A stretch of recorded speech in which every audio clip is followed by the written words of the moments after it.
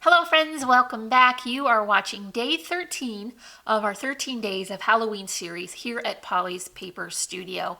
If you're just joining in, you can find links for the first 12 days at the top of the description so you can get caught up. And for today's project, we're going to be creating this very fun loaded pocket. And so I would typically reserve a much more simple project for the 13th day because we do need to take some time in the video to cover the information about the contest that we always have at the end of all of the series. But I had already prepped this project and I didn't want to leave it behind. So we're just going to switch things up a little for our contest for this series. And I will give you more information on that update at the end of the video. So make sure you watch till the end. Okay, so for today's project, we're going to be using the Spooky collection from Pebbles. I picked up the 6x8 paper pad as well as a few sheets that were 12 by 12. And so I did get the beautiful floral that I love and then an extra set of these cut apart. So I've got some tags and some 3x4 size. I will note that when these items arrived, I noticed a little difference in the print quality. I think the 12 by 12 papers had a little bit better of a saturation of the colors and a richness. And so this is fine for what I have now and it looks really great. But for future purposes from Pebbles, I will probably stick with the 12 by 12 just because I think it's just a little bit better quality. Now, typically our loaded pocket would have a cardstock base and then it would just have a back portion with a pocket stuck on. I wanted to make this a little bit more interesting this year, and I'm also going to be using my pattern paper to create the base. But for this demonstration, I'm just going to stick with my cardstock. And this is a 12-inch wide piece that is cut to be 10 inches tall. I've come in and scored it at 3.5 and then also 8.5. So my finished loaded pocket will be a 5-inch width. And then I flipped it around and I scored it at 3 inches. So that will be the depth of my pocket. So first thing I'm going to do is come in and clip along the line here. And then also on this side, I just clipped too far in, but only go as far as those two score lines intersect. And then go ahead and fold in the top portions. And you see how they overlap. That's what you want because we're trying to create a secondary pocket in the back.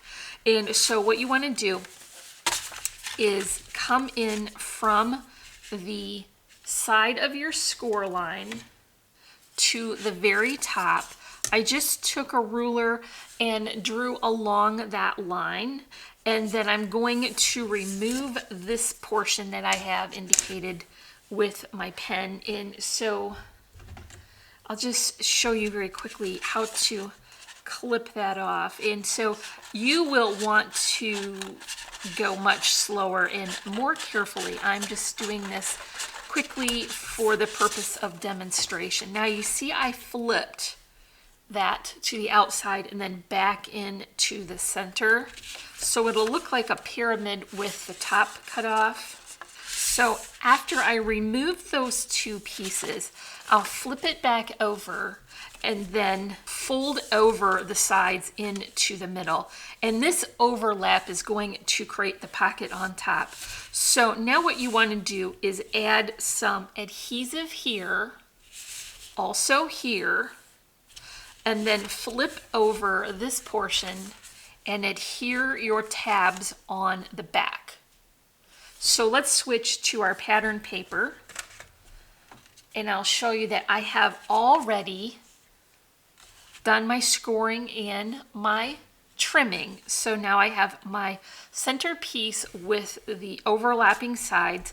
Before I adhere this, I want to include a layering pattern in the back, And so I'm going to use black cardstock matting for this, and it's cut just a little shy, but it will be in the pocket, so it's not going to be noticeable.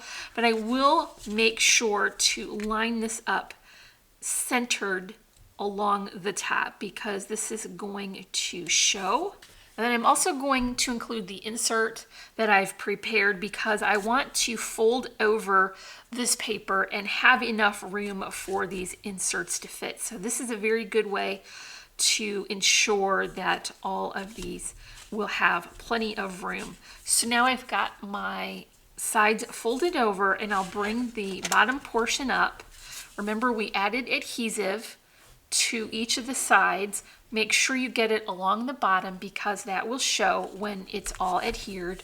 And so I'm just going to fold those flaps over, and I have already cut and bordered a layering pattern to go on the back. That will help to ensure that those flaps will stay firmly in place, as well as be a little bit more fun and interesting on the back part.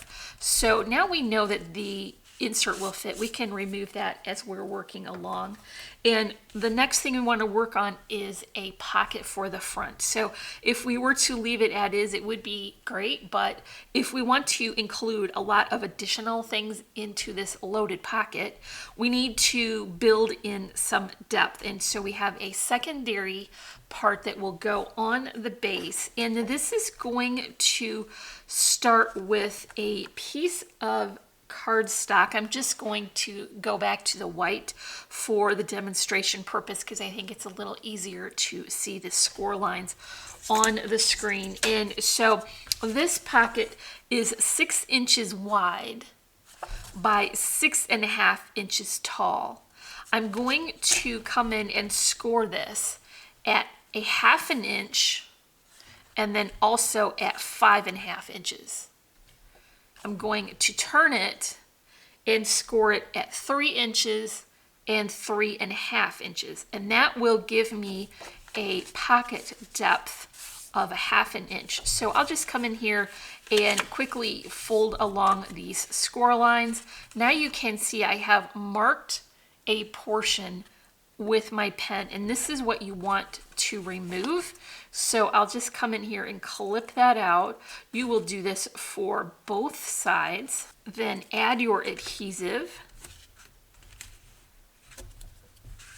Fold in your outside score lines. Take the tape paper off. Fold this over and join this to create your dimensional pocket. So now this is going to be the 5-inch width of our pocket base, but have a 1/2 inch of depth. So I have prepared a pocket in advance, and I'm going back to that black cardstock. You can see how I've got all of my flaps adhered, and I did put on some of the adhesive tape on the back. I'll reinforce that with a little bit of Tombow. Remember, what we're putting in this pocket is pretty heavy, so this will make sure that it's well secured. Flip that over now and just line it up with the sides and the bottom because it is measured to fit there perfectly. And then once you have it in place, make sure that you reach into that pocket and press that down really well. You want to get a very good contact so that that is well secured. Okay, I'm going to go back to my favorite floral for the front of the pocket, and this is just going right in the center, and this will be sort of covered with our embellishments, but you'll see some of it peeking out. So now we have the base done. It's decorated inside and out. Let's think about what we're going to use to fill it. So my philosophy on these loaded pockets is it's a lot more fun if you can see all of the layers when everything is loaded in the pocket. So I want to size my inserts accordingly, so from the back to the front you can see all the details. So I'm just going to finish off these folded inserts that I have created, and I'm using that beautiful floral again. I'm just going to pop the measurements up on the screen and work along here, and so I'm just going to continue to use that same black cardstock throughout. And let's put our first piece in. So this one is not a folding insert. It has plenty of room on the back though to add pictures and journaling, so you can record the memories that go with your pictures. And then this is going to be the largest one that is in the back. It's finished on the back as well, so that will have a good finished look all the way around.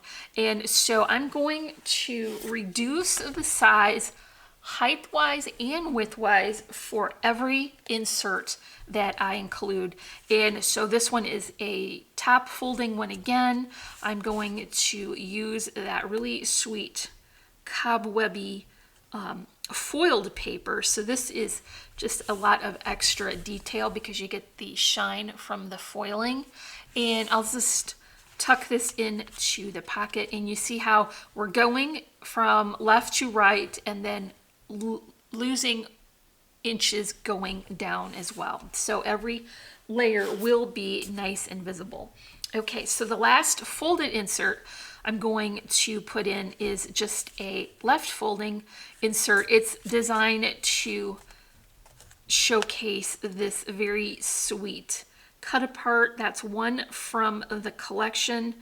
And so I'm just going to add this here, and you can see that the inside has those extra sweet pumpkins.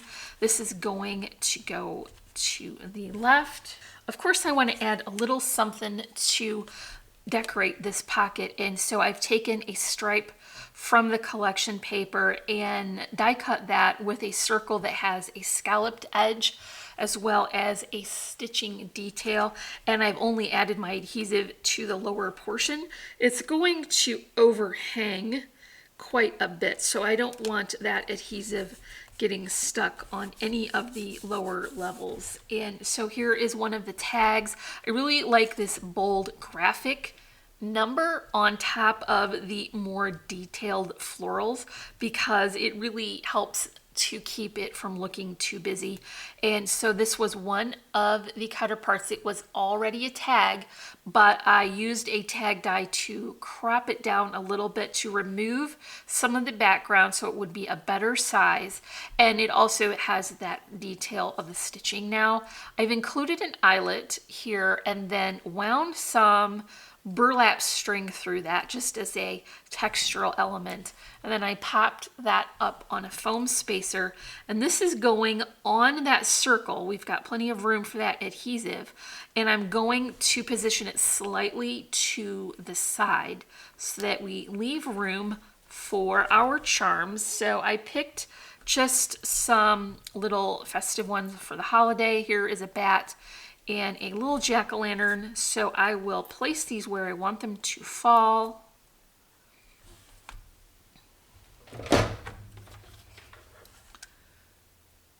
Add a bit of hot glue and press the strings in.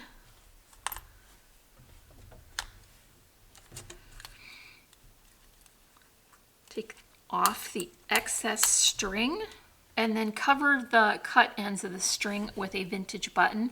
So this has string put through it, and I'm just adding a little more hot glue to adhere it. So that will be a fun decoration for the front. I've also prepared my flowers. These are a combination of little birdie craft flowers with some wild orchid craft, and so this is one of the magnolia flowers. I took the center portion out and replaced it with some stamens that match the other flowers a little bit better. It also helps to remove a little bit of the bulk in the center. Now I've got my regular glitter leaves here and some black foliage cut as well. Netting as usual to help fill in the arrangement, and loopy twine bows. Typically I would remove the green leaves from a Halloween project. However, there are green leaves already in that pattern paper, so I know it's going to match fine because it already looks good. So I don't have to make that decision about editing those out. And so I'll just go ahead and add that with my hot glue again. And you see I didn't create my typical angle or arch or curved layout arrangement. I just want the flowers here to follow the bottom of the pocket. And so now that is well adhered. I have a couple extra details I want to add in. So I've got one of the cut aparts cut down with the calendar on it, and I think this is really fun. I clipped it side to side at the 3 inches, but I removed a good chunk of the top because I wanted this word to show very well once it was tucked into the pocket.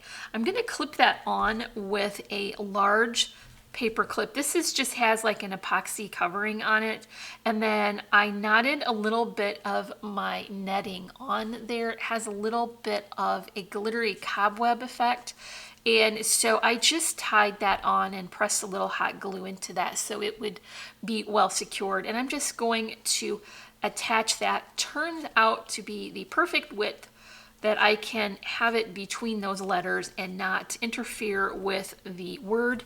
And so I'll put that back in the pocket, and you can see how cute that extra added detail of the calendar is. And we get some textural element from that tool. Okay, I've got 2 more items that I want to have clips on. The first one is my cut apart insert. It's going to clip this on here on the inside, and it will show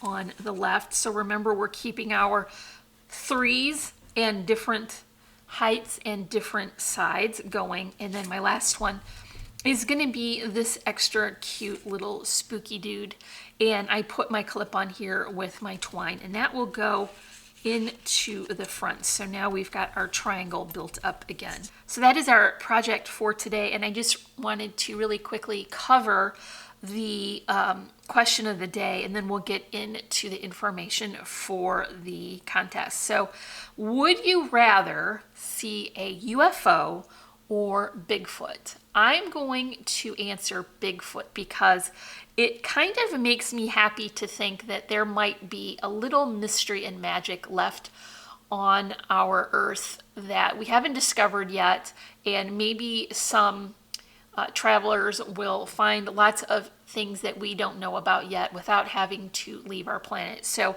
let me know how you weigh in on that question of the day in the comment section below.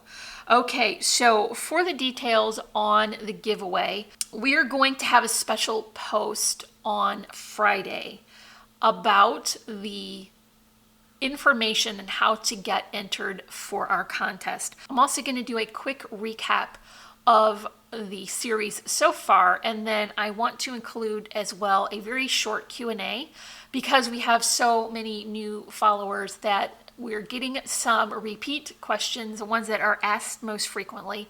So I thought it would be good to go ahead and cover that as well. So come back on Friday at 7. We're going to have a recap, a quick Q&A, and then I will give you all the details that you need to get yourself entered for our contest. So that is all for day 13. I will see everyone back here on Friday. If you enjoyed this tutorial, make sure you give me a big thumbs up. Don't forget to answer the question of the day. If you're not already, I would love for you to subscribe. And remember, you can find links to all our social media sites in the description below. As always, I'm wishing you a happy and productive day, and I thank you so much for watching. Bye.